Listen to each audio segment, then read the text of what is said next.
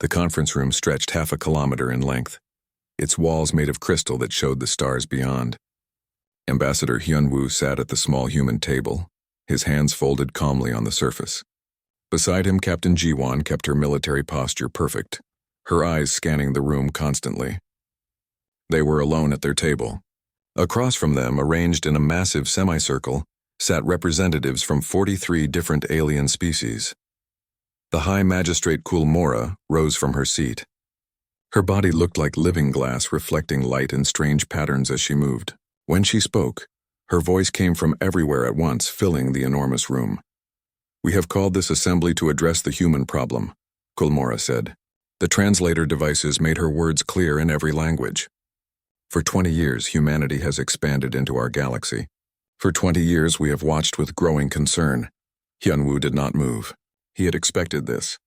Earth's intelligence services had warned him weeks ago that something was coming. But he stayed quiet, letting the magistrate speak. "Your species develops technology too quickly," continued Kulmora. "You colonize worlds at an alarming rate. You conduct scientific experiments that violate protocols established over 10,000 years. You refuse to slow down despite our repeated requests." Counselor Vexthar stood next. He was tall and covered in silver feathers, his species ancient and proud. "The Council has maintained peace in this galaxy for millennia," Vexthar said, his beak clicking between words. "We have done this through careful management, through rules that all species must follow, through balance. Humanity disrupts this balance," added another counselor, a being that looked like flowing liquid metal. "Your aggression concerns us. Your ambition frightens us." Hyunwoo finally spoke, his voice calm and clear. "We have broken no laws. We have attacked no one. We have simply grown. Too quickly," Vexthar snapped. "When my people reached the stars, we took 300 years to establish 10 colonies. Humanity has built 50 in 20 years. When the Keltari developed quantum computing, they shared it with the Council for approval. Humanity develops new weapons and keeps them secret. This cannot continue." Kulmora raised one crystalline hand and the room fell silent. "We are not here to debate," she said. "We are here to present humanity with a choice. The Council has voted. The decision is final." She gestured and a holographic document appeared above the center of the room. It was massive, filling the space with glowing text. "These are the terms," Kulmora stated. "First option, humanity submits to Council oversight. All human worlds will accept Council administrators. All human research will be reviewed and approved by Council scientists. All human military forces will be reduced to defensive levels only, as determined by Council security." Hyunwoo felt Jiwon tense beside him. He touched her arm gently, a signal to stay calm. "Second option," Kulmora continued. "Humanity accepts technological restrictions. You will halt all quantum research. You will stop development of faster-than-light technologies beyond Council-approved methods. You will limit colonization to 3 new worlds per decade. You will open all databases to Council inspection." "And the third option?" Hyunwoo asked, though he already knew. "Sanctions," Vexthar said with satisfaction. "Complete economic isolation. All trade with human worlds will cease. All human vessels will be barred from using Council jump gates. All human diplomats will be expelled from Council space. Human colonies and shared systems will be forced to evacuate." The room filled with murmurs of agreement from the assembled species. Hyunwoo looked around slowly, meeting the eyes of various counselors. Some looked smug. Some looked worried. A few looked away, unable to meet his gaze. "How long do we have to decide?" Hyunwoo asked. 30 standard days, Kulmora said. "This session is adjourned. We will reconvene in 1 month for humanity's answer." The counselors began filing out. Hyunwoo and Jiwon remained seated until the room emptied. Only then did Jiwon speak, her voice tight with controlled anger. "They are afraid of us," she said. "Yes," Hyunwoo agreed, "but not for the reasons they claim." They returned to their quarters in the diplomatic section of the station. The rooms were comfortable but simple, designed for human needs. Jiwon immediately began scanning for surveillance devices. She found 6 within the first 10 minutes. "Bold," she muttered, disabling each one carefully. "They do not even hide it well." Hyunwoo sat at his desk and opened his secure communication terminal. The encryption was human-made, unbreakable by any known Council technology. He began composing a message to Earth. "What will you tell them?" Jiwon asked. "The truth," Hyunwoo replied. "The Council fears our potential, not our actions." They have built their entire civilization on control, on maintaining power by keeping younger species weak and dependent. They see us as a threat to their order. So what do? Hyunwoo smiled, but there was no humor in it. We show them what humanity does when cornered. He typed a simple code phrase into the message. Prepare protocol exodus. The message sent instantly, bouncing through quantum relays that would take it to Earth in minutes rather than days. Ji-won watched the confirmation light blink green. Exodus, she repeated. That is the evacuation plan. You think we should leave? I think we should be ready to, Hyunwoo said. Earth needs to know what we are facing. The government needs time to prepare. Whatever we decide, it must be our choice, not theirs. Over the next few days, Hyunwoo met quietly with several counselors who approached him in private. Most were sympathetic but powerless. A few admitted they disagreed with the ultimatum, but feared speaking against the majority. One counselor, a small insectoid named Tikral, was more direct. They fear you will surpass them, Tikral said, his antennae twitching nervously. My people were once like yours, ambitious, growing quickly. The council crushed us. They will do the same to humanity if you give them the chance. What happened to your people? Hyunwoo asked. We are still here, Tikral said sadly, but we are not what we could have been.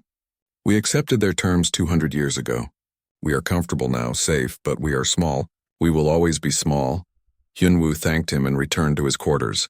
That night he stood at the window looking out at the stars. Somewhere out there, Earth waited for his recommendation. Billions of humans living their lives, unaware that their entire future hung in balance. He thought about Tikaral's words. Comfortable but small, safe but limited. Is that what humanity would become if they accepted the council's terms? Ji-won joined him at the window. I received a message from Admiral Daehyun, she said. Earth's military is mobilizing. Not for war, for withdrawal. They are preparing every ship, every transport. They are ready to move if we give the word. Hyunwoo nodded slowly. Good, he said. Because I think I know what humanity's answer will be. What is that? No. Chancellor Minji stood before the Assembly of Earth's government, her face projected on screens across every continent. Behind her, the flags of all Earth's nations hung in a circle, representing the unity humanity had finally achieved after centuries of division. She had not slept in 3 days. The Council has given us 30 days to respond, she said to the gathered leaders. We have used 20 of those days gathering information, consulting experts, and preparing options. Now we must decide. In the front row sat Admiral Daehyun, his uniform crisp despite the late hour.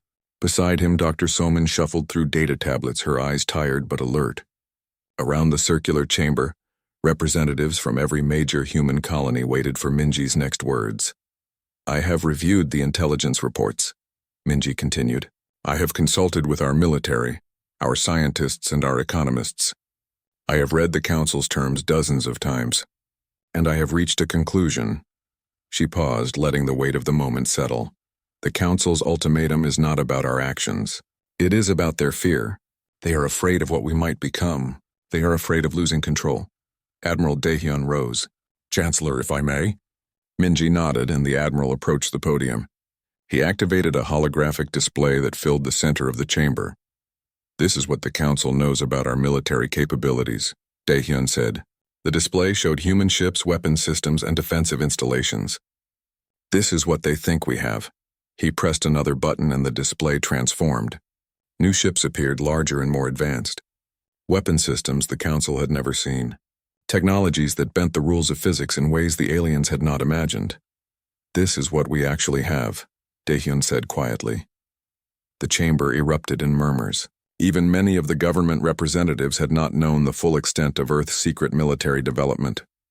We have been preparing for this possibility since first contact, Daehyun explained. Not because we wanted war, but because we understood something fundamental about the Council. They maintain power through technological superiority. They control the jump gates, the trade routes, the communication networks. They keep younger species dependent. But we are not dependent, Dr. Somin said, standing from her seat. May I, Chancellor? Minji gestured for her to continue. Dr. Somin walked to the holographic display and replaced Daehyun's military projections with scientific diagrams. 3 years ago, my team achieved a breakthrough in quantum tunnel technology, Somin explained. We can create our own faster-than-light travel without using Council jump gates. We have kept this secret, testing it only in remote systems where Council observers would not notice. She showed footage of human ships vanishing and reappearing light years away, traveling through space in ways the Council claimed was impossible. We are not the primitive species the Council thinks we are, Soman said. We have advanced beyond their expectations. That is why they fear us. That is why they want to stop us now before we grow too strong. From the back of the chamber, a voice called out, "But what about trade? What about our colonies in Council space? If we refuse their demands, they will isolate us. Our economy will suffer." Minji had expected this question. "Our economy will adapt," she said firmly. "Yes, there will be difficulties. Yes, some people will face hardship. But we will endure it together. We have resources they do not know about. We have technologies they cannot match. And most importantly, we have something they lost long ago." "What is that?" someone asked. "Freedom," Minji said simply. "The freedom to choose our own path. The freedom to reach as far as we can. The freedom to become whatever we are capable of becoming." The chamber fell silent. Minji took a deep breath. "I propose we hold a referendum," she announced. "Every human on Earth and in the colonies will vote. Should we accept the Council's terms and live under their control, or should we reject them and face the consequences?" The vote to approve the referendum passed unanimously. Over the next 5 days, humanity debated. News networks ran constant coverage, town halls filled with passionate arguments. Social media exploded with opinions from every perspective. Jiho, an independent journalist with a massive following, conducted interviews from his small studio in Seoul. He spoke with colonists on distant worlds, with scientists, with military personnel, with ordinary people trying to understand what was at stake. His most viral broadcast featured footage his contacts had smuggled out of Council archives.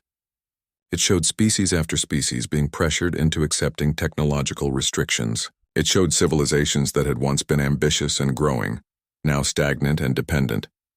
"This is what the Council does," Jiho said into the camera. "They find species with potential and they crush them. Not through war, not through violence, through rules and restrictions and fear.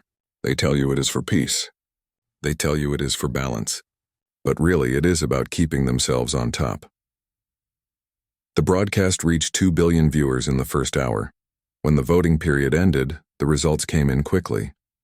73% of humanity voted to reject the Council's ultimatum. The margin was larger than even the optimists had predicted. Chancellor Minji appeared on screens worldwide once more.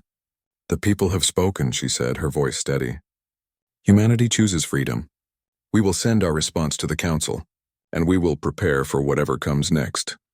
She turned to Admiral Dae-hyun, who stood at attention. "Admiral, begin Protocol Exodus. Not as a retreat, but as a strategic withdrawal. I want every human outside our core systems brought home safely. I want every embassy closed and every ambassador recalled. I want our people protected." "Yes, Chancellor," Dae-hyun said. "It will be done." Ambassador Hyunwoo received his instructions through encrypted channels. He was to deliver humanity's formal response to the Council in person, then oversee the closure of Earth's diplomatic mission. The day came quickly. Once again, Hyunwoo stood in the massive Council chamber. Once again, the alien representatives filled the semicircle of seats. Once again, High Magistrate Kulmora waited for humanity's answer. Hyunwoo kept his statement brief. "The people of Earth have considered your ultimatum carefully," he said. "We have debated it freely, as is our way, and we have reached our decision." He placed a data chip on the table in front of him. "Humanity declines your offer. All of them. We will not submit to oversight. We will not accept restrictions on our technology, and we will not continue as members of this Council." The chamber erupted. Councillors shouted questions and protests. Vexlar's feathers ruffled in agitation. Several representatives demanded immediate sanctions. Kulmora's voice cut through the chaos. "You understand what this means? You understand the consequences?" "We understand perfectly," Hyunwoo said calmly. "And we accept them. Earth is withdrawing from Council space. We are recalling our diplomats, closing our embassies and evacuating our citizens from shared territories. We are terminating all trade agreements and partnerships. We will leave your space peacefully and completely." "You cannot survive without us," Vexthar said angrily. "You need our jump gates. You need our trade. You will come crawling back within a year." Hyunwoo smiled politely. Perhaps. Or perhaps you need us more than you realize. Time will tell. He turned and walked out of the chamber, Jiwon at his side. Behind them, the council dissolved into arguments and accusations. But Hyunwoo did not look back. Earth's exodus had begun. Captain Yebin stood on the bridge of the colony ship Sejong, watching her screens as the last transport lifted off from the surface of Kepler 442b. The planet had been humanity's most successful joint colony, shared with 3 other council species. For 8 years, humans had built cities here, farmed the land, and called it home. Now those cities stood empty. The farms were harvested bare. Every human was leaving. Final transport is clear of atmosphere, her first officer reported. All personnel accounted for. No one left behind. Good, Yebin said. Begin jump sequence. Take us home. The Sejong's engines powered up and space around the massive ship began to bend. They were not using council jump gates. They were using humanity's own technology, the quantum tunnels that Dr. Soman had perfected. The ship vanished from normal space, heading toward human territory. On the planet below, automated systems activated. Every building's computer core wiped itself clean. Every piece of human technology self-destructed in a way that left nothing salvageable. The other species on Kepler 442b would find empty structures and worthless scrap. This scene repeated across dozens of worlds. Humanity had not been idle during the month after rejecting the Council's ultimatum. Admiral Daehyun's plans were thorough and efficient. Every human colony in Council space evacuated within 6 months. Every trade station closed. Every diplomatic mission packed up and departed. But it was not just the speed that bothered the Council. It was the completeness. Councillor Vexithar visited one of the abandoned human facilities personally. He walked through empty corridors, his talons clicking on metal floors. The humans had taken everything. Every computer, every piece of equipment, every scrap of technology. They had even removed the wiring from the walls. They left nothing, Vexthar said to his aide. How is this possible? We gave them 6 months to leave. Most species would take years to evacuate colonies this size, and they would leave behind infrastructure, equipment, things too large to move. The humans moved everything, Counselor. The aide replied nervously. They cut apart the large machinery and transported it in pieces. They even took the solar panels from the roofs. Vexthar found a data terminal that the humans had left intact. He tried to access it. The screen displayed a simple message in clear text. Thank you for the hospitality, goodbye. Nothing else. No data, no clues. Just a polite farewell. Back at Council headquarters, High Magistrate Kulmora called an emergency session. Trade representatives from species across the galaxy reported the same thing. Human ships were withdrawing from every trade route. Human merchants were selling off their inventory and closing their businesses. Human research partners were erasing collaborative projects and severing all communication. They are truly leaving, Kulmora said, unable to hide her surprise. I expected protests. I expected negotiation. I expected them to realize they need us and return to ask for better terms. Instead, they simply vanish, another counselor observed. The Council's intelligence services tried to track the human exodus. They sent spy drones toward human space. Every single drone was intercepted, and every single drone was returned. The humans sent them back carefully wrapped with polite notes attached. We noticed you lost this probe. Here it is, fully functional, but with all data cores wiped. Please do not send any more. We value our privacy. It was embarrassing. The Council's advanced surveillance technology, built over thousands of years, was being casually defeated by a species less than a century old in space. Engineer Taeyang worked around the clock at humanity's outer territories, overseeing construction of new jump gates. These were different from Council designs, larger, more powerful, more efficient, and most importantly, completely independent. How many do we need? His assistant asked, reviewing the construction schedule. Enough to connect all human worlds without touching Council space, Taeyang replied. We are building a network that completely bypasses their infrastructure. Within a year, we will not need their gates at all. And they cannot stop us? They do not even know where to look, Taeyang said with satisfaction. We are building in regions they consider worthless, in systems they never bothered to explore. By the time they realize what we have done, it will be too late. The Council sent official messages to Earth. They went unanswered. They sent diplomatic envoys to human borders. The envoys were turned away politely but firmly. They offered to reopen negotiations. The offer was ignored. Humanity had gone silent. Trade species that had relied on human goods began to panic. Human technology was efficient and affordable. Human medicine was advanced. Human entertainment was popular across dozens of worlds. Now it was all disappearing. A reptilian merchant named Zin petitioned the council for help. "My entire business was built on human trade," he pleaded. "They supplied 70% of my inventory. Now they are gone. What am I supposed to do?" Kulmora had no answer. Neither did anyone else. The council tried to access data that humans had uploaded to shared networks over the years. All of it was gone, either deleted or encrypted so thoroughly that even the council's best codebreakers could not crack it. Scientific papers that human researchers had published were still available, but they suddenly seemed incomplete. Council scientists realized that humanity had been careful to share only partial information. The real breakthroughs had been kept secret. Vexthar called a private meeting with several senior counselors. "We have a problem," he admitted. "A larger problem than we anticipated. The humans are leaving." "That was the point," one counselor said. "No," Vexthar said firmly. "Look at these reports." He displayed a holographic map of the galaxy. It showed human territories before the Exodus, highlighted in blue. Then it showed known human positions 6 months later. The blue areas had shrunk dramatically near council space, but they had expanded enormously in the opposite direction. The humans were not just leaving. They were moving, growing, expanding into deep space, into regions the council had never bothered to explore. "They are not running away," Vexthar said quietly. "They are repositioning." One of the senior counselors scoffed. "What does it matter? Those regions are worthless. No habitable planets. No resources worth harvesting. Let them waste their time in empty space," but Vexthar was not convinced. He had studied humans more than most. He had watched their rapid development, their creative thinking, their refusal to accept limitations. "They know something we do not," he said. "Or they are planning something we cannot see." Ambassador Hyunwoo, now returned to Earth, monitored the council's confusion with quiet satisfaction. He reported to Chancellor Minji regularly. "They are trying to understand what we are doing," Hyunwoo said during one briefing. "They cannot believe we are simply leaving. They keep waiting for us to ask to come back." "Let them wait," Minji said. "How are our people?"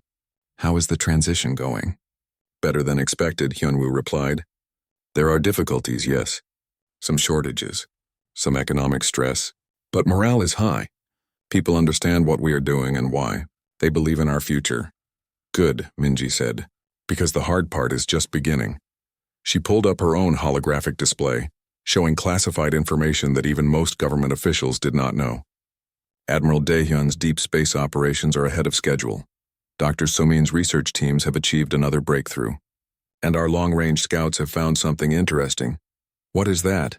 Hyunwoo asked. Minji smiled. "Proof that we made the right choice. Proof that the council was lying to us about more than just their reasons for the ultimatum. Out in the dark spaces between stars, where no council ship had traveled in centuries, human vessels worked in secret, building, discovering, preparing for a future that would shake the galaxy to its foundation.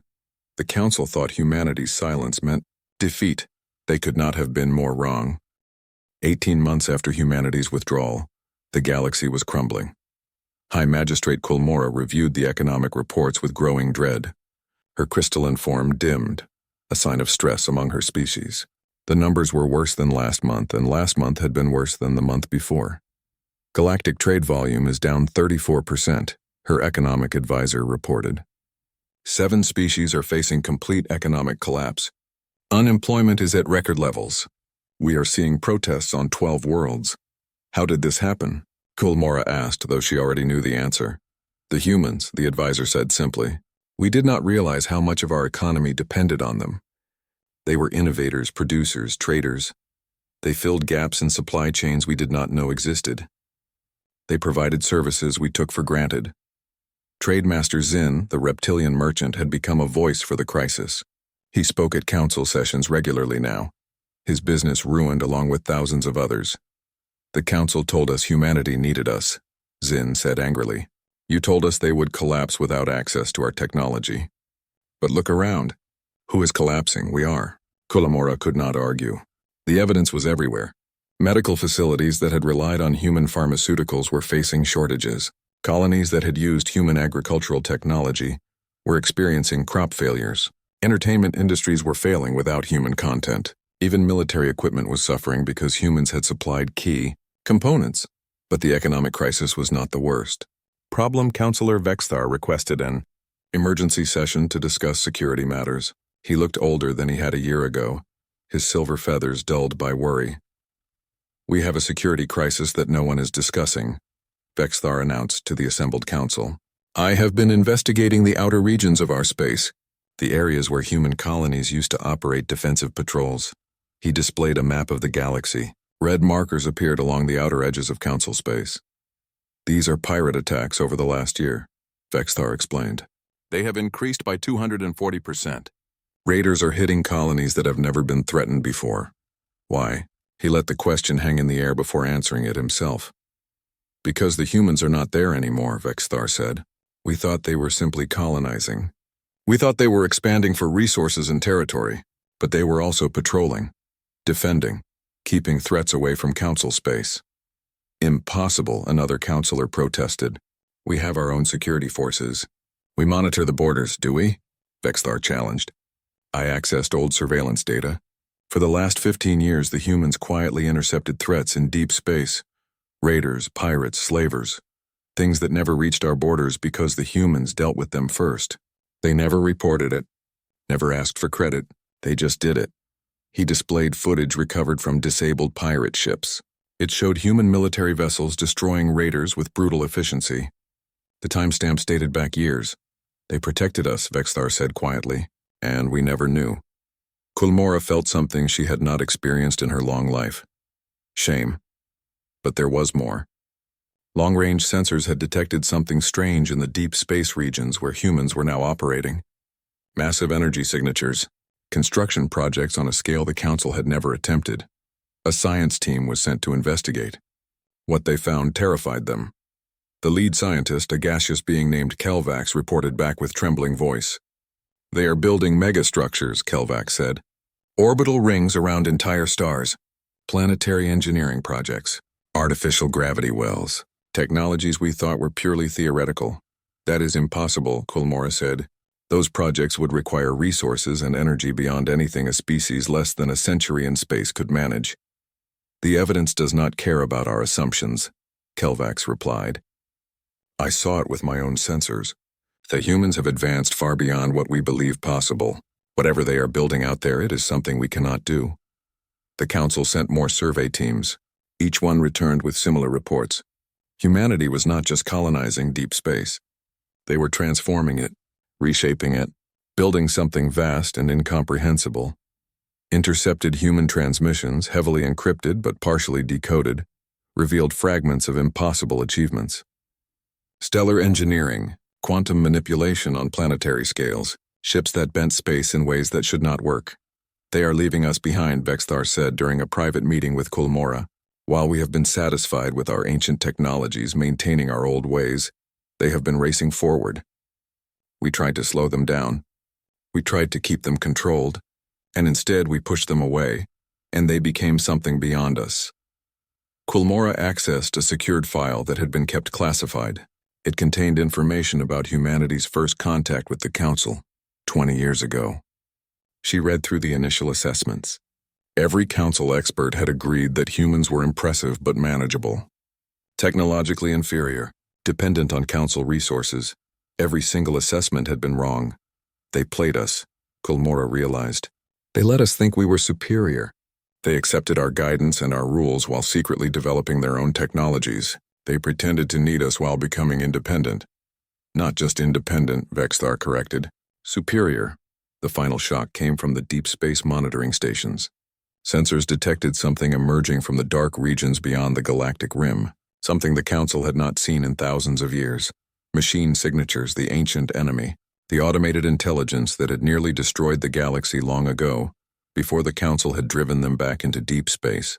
The threat that the Council had fought for centuries to contain. They were coming back, and the defenses that had held them at bay were failing.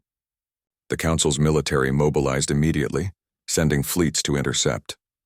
The first battle was a disaster.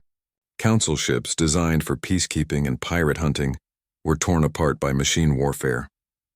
The ancient weapons were more advanced than anything the Council had faced in living memory. The machines pushed deeper into Council space. Colonies on the outer rim began evacuating. Panic spread as species realized the old enemy had returned. Quilmora called another emergency session. The chamber was chaos. Representatives shouted over each other, demanding action, demanding protection, demanding answers. Vexthar obtained permission to speak. "I have discovered something," he said, his voice cutting through the noise. "Something that changes everything." He displayed old astronomical data going back decades. "The machines have been probing our borders for 20 years. We never knew because the encounters happened in deep space, far from our monitoring stations." He overlaid new data. "But look at this. Human patrol logs recovered from abandoned outposts. The humans encountered the machines 15 years ago. They have been fighting them ever since." The chamber fell silent. "The humans knew," Vexthar continued. "They knew the machines were returning. They knew the threat was growing, and they were holding them back. All this time, while we thought they were just exploring and colonizing, they were defending the galaxy." "Why did they not tell us?" someone asked. "Would we have believed them?" Vexthar replied. "Would we have listened to a young species warning us about threats we thought we had eliminated? Or would we have dismissed them as paranoid and aggressive?" No one answered. "The humans withdrew their defensive perimeter when we forced them to leave our space," Vexthar said. "Now the machines are coming through, and we are not ready." Quilmora stood, her crystalline body reflecting the emergency lights that were now flashing throughout the station. "We need the humans," she said. "We need their help, their technology, their military strength. They will not come," another counselor said. "We drove them away. We insulted them. We threatened them. Why would they help us now?" "Because," Vexthar said quietly, looking at the star maps showing machine forces advancing toward Council space. "If they do not, we are all dead." The Council sent 37 messages to human space over 2 weeks. Every single message went unanswered. They sent diplomatic envoys to the borders of human territory. The envoys waited for days, then weeks, seeing nothing but empty space. High Magistrate Quilmora watched as another Council fleet was destroyed by the machines. 300 ships, thousands of crew members, gone in less than an hour. The machine forces were relentless, efficient, and utterly unstoppable. "We have lost the outer rim," Admiral Tevek reported, his voice hollow. 17 colonies have fallen. The machines are adapting to our weapons faster than we can develop new ones. At this rate, they will reach the core worlds within 3 months. Quilmora's crystalline form was barely glowing now. "And the humans still do not respond?" "No, Magistrate." "Then we keep trying." The 38th message was different. It was not a request for alliance. It was not an offer of trade. It was a plea for survival. "To humanity," the message began, "we acknowledge our mistakes. We acknowledge our arrogance. We acknowledge that we wronged you. But innocent people are dying. Entire species face extinction. If you ever held any compassion for the other life in this galaxy, please help us." The message was signed by Quilmora personally. 3 days later, they received a response. A single word: "Wait." 4 days after that, Ambassador Hyunwoo arrived at neutral coordinates in a human ship. But it was not the same Hyunwoo who had left the council chambers years ago. He was older, more confident, carrying himself with the authority of someone who knew exactly how powerful his species had become.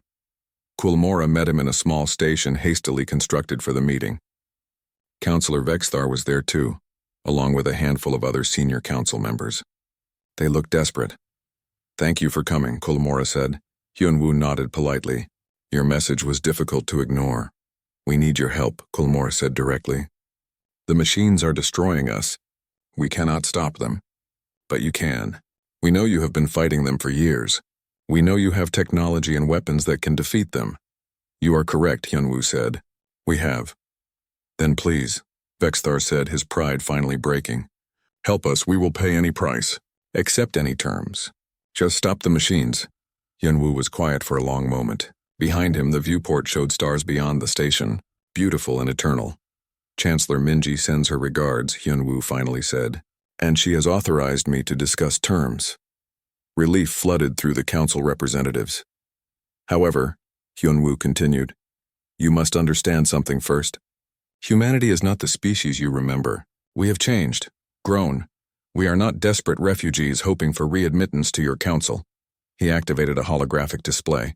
It showed the human fleet as it existed now. The council members stared in shock. Ships the size of moons floated in the display, vessels that seemed to bend reality around them, weapons that manipulated time and space. The technological gap between humanity and the council was no longer measured in years.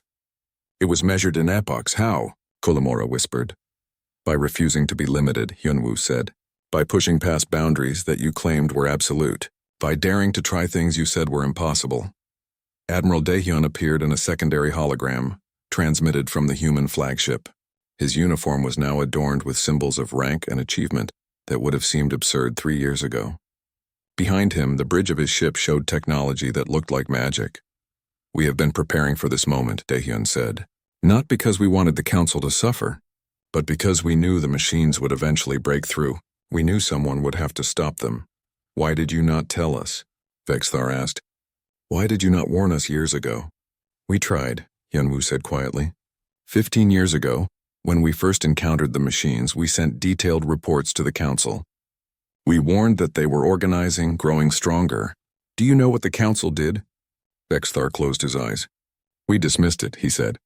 I remember now. We thought you were exaggerating, making up threats to justify your military expansion. Exactly, Hyunwoo said. So we stopped asking for permission. We stopped seeking approval. We protected ourselves, and quietly we protected you too, until you forced us to leave. Chancellor Minji appeared in another hologram. She looked powerful and certain, a leader of a civilization that had grown beyond the council's comprehension. We will help you, Minji said, but not out of obligation. Not because we owe you anything.